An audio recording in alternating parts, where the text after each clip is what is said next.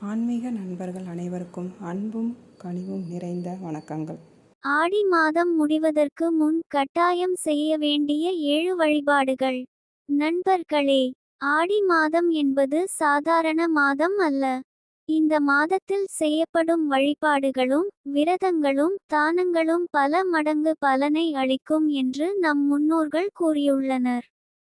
ஆடி மாதம் முடிவதற்கு முன் இந்த 7 வழிபாடுகளை நம்பிக்கையுடனும் பக்தியுடனும் செய்தால் மனநிம்மதி, குடும்ப ஒற்றுமை, ஆரோக்கியம் மற்றும் இறையருள் கிடைக்கும் என்று பக்தர்கள் நம்புகின்றனர்.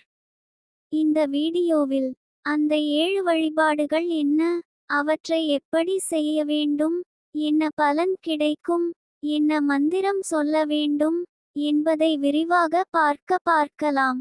நண்பர்களே, வீடியோவை முழுமையாக பாருங்கள். இறுதியில் மிகவும் முக்கியமான ஒரு வழிபாட்டையும் பகிரப் போகிறேன். வாங்க வீடியோக்குள்ள போகலாம். விநாயகர் வழிபாடு.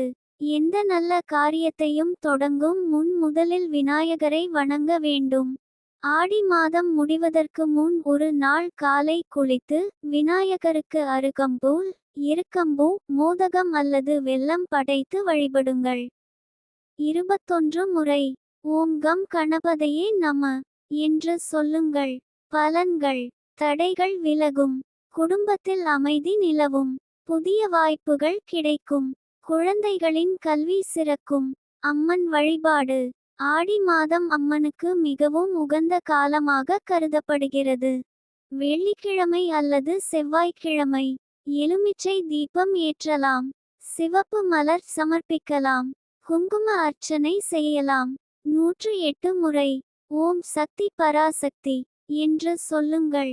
பலன்கள்: குடும்ப பிரச்சினைகள் குறையும், திருமண தடைகள் நீங்கும், மன அமைதி கிடைக்கும், தைரியம் அதிகரிக்கும். முருகன் வழிபாடு. ஆடி மாதத்தில் முருகப்பெருமானை வணங்குவது மிகவும் சிறப்பு.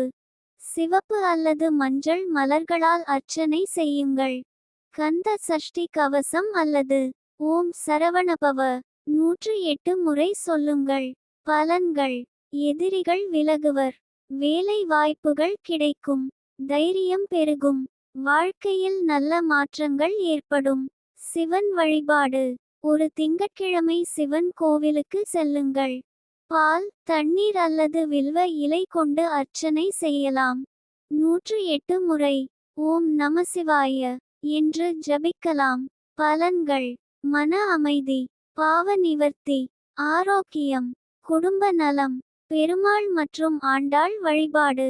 ஆடி மாதம் ஆண்டாள் நாச்சியாருடன் தொடர்புடைய புனித மாதமாக போற்றப்படுகிறது. பெருமாள் கோவிலில் துளசி மாலை சமர்ப்பிக்கலாம், வெண்ணெய் அல்லது சர்க்கரை பொங்கல் நைவேத்தியம் செய்யலாம். 108 முறை ஓம் நமோ நாராயணாய என்று சொல்லுங்கள். பலன்கள்: குடும்ப ஒற்றுமை, பொருளாதார முன்னேற்றம், குழந்தை பாக்கியம், மனநிறைவு.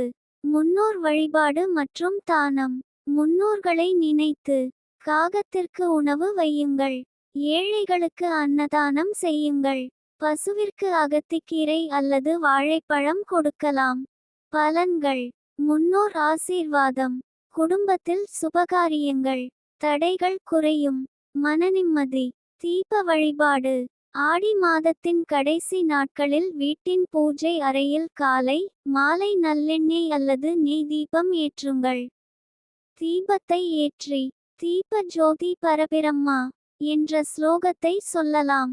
அதன்பின் அமைதியாக சில நிமிடங்கள் இறைவனை தியானியுங்கள்.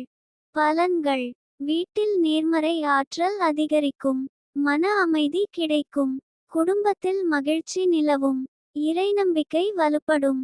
நிறைவு. அன்புடையவர்களே, ஆடி மாதம் முடிவதற்கு முன் இந்த 7 வழிபாடுகளையும் உங்கள் வசதிக்கேற்ப பக்தியுடன் செய்யுங்கள். வழிபாட்டின் பலன் என்பது ஒவ்வொருவரின் நம்பிக்கை, பக்தி, மனநிலை மற்றும் வாழ்க்கைச் சூழலை பொறுத்து மாறுபடலாம். இறைவன் மீது உண்மையான பக்தியுடன் செய்யும் ஒவ்வொரு நல்ல செயலும் மனநிம்மதியையும் நல்ல எண்ணங்களையும் வளர்க்க உதவும். இந்த வீடியோ உங்களுக்கு பயனுள்ளதாக இருந்தால் லைக் பண்ணுங்க, ஷேர் பண்ணுங்க, சேனலை சப்ஸ்கிரைப் பண்ணுங்க. நன்றி, வணக்கம்.